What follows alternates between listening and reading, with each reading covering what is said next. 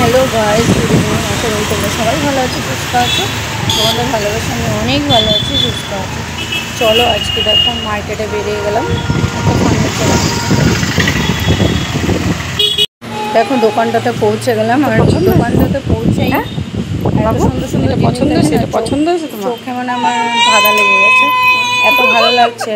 আর আমার বাবুর উৎপাত তো দেখতেই পাচ্ছ। এটাকে মানে কি হারমোনিয়ামে ভাবছে না কি ভাবছে ওই জানে।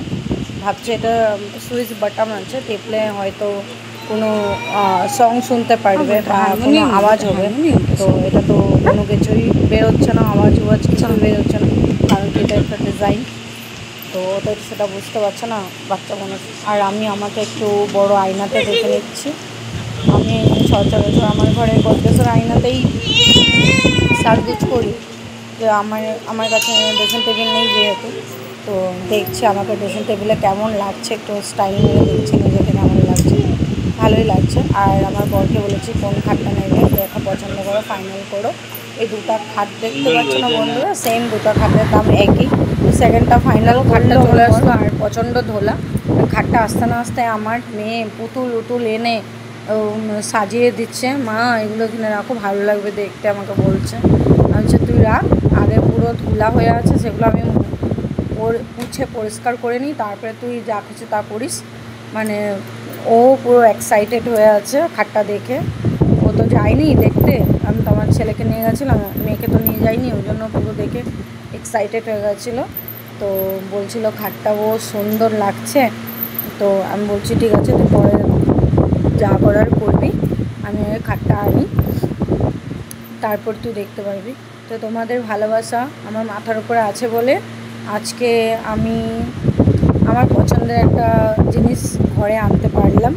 আশা করি তোমরা আমাকে এরকমই ভালোবেসে যাবে, এরকমই ভালোবাসা দেবে, যেমন দিচ্ছ তেমনই দিতে থাকবে।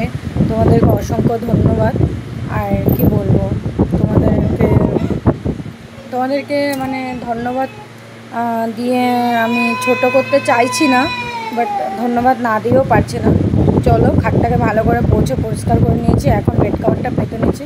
আর বিশ্বাস করবে বন্ধুরা, বেড কাভারটা পাততে গিয়ে না হিমশিম খাচ্ছি। মানে আগের খাটটা আমার এটা থেকে একটু ছোট ছিল, আর বেড কাভারগুলো যেহেতু আমি একটু পাতলা পাতলা ইউজ করতাম, কারণ কি বাচ্চার ঘর, বেড কাভারগুলো দুদিন অন্তর অন্তর ছাড়াতে হয়, বা একদিন অন্তর অন্তর আমি ছাড়াই। কোনো সময় বাচ্চার ঘর তো জানোই অনেকটা প্রচণ্ড মানে নোংরা হয়।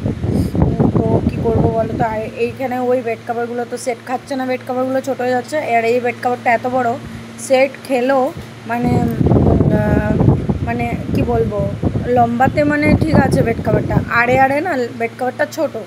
তো কী করবো আমি কিছু বুঝতে পারছি না।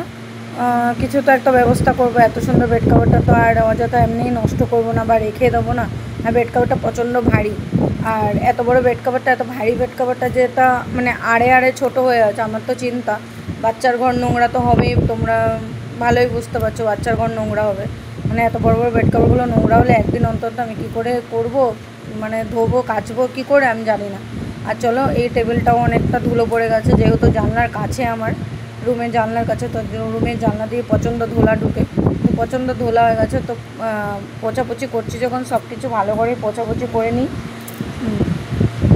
সব কিছু নোংরা হয়ে গেছে। তো ভিডিওটা অনেক বড় হচ্ছে বলে ওইটুকু দেখালাম, তোমাদের সাথে শেয়ার করলাম। তোমরা ভালো থাকো, সুস্থ থাকো, পজিটিভ থাকো। আর আমার এই ভিডিওটা ভালো লাগলে অবশ্যই লাইক কমেন্ট করো। আর দেখো আমি হয়রান হয়ে গেছি এতটুকু কাজ করে, অনেক আরও বেশি কাজ করেছি, সেটা তোমাদের শেয়ার করলাম। আর মেঝেটা পুরো নোংরা আছে, মেঝেটাকে পোছতে হবে, তো একটু গড়াগড়ি করে নিচ্ছি। তো দেখো একটু এই খাটের উপরে আমি এভাবে শুয়ে আছি, আমাকে কেমন লাগছে একটু দেখতে বলবেন। মহারানী ফিল হচ্ছে আমার।